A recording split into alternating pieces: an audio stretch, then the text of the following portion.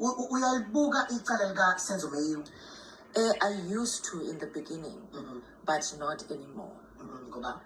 For me, for me to keep sane and for me to remain in a place of faith and trust in God, I have to stay away from the noise and wait for God to prevail.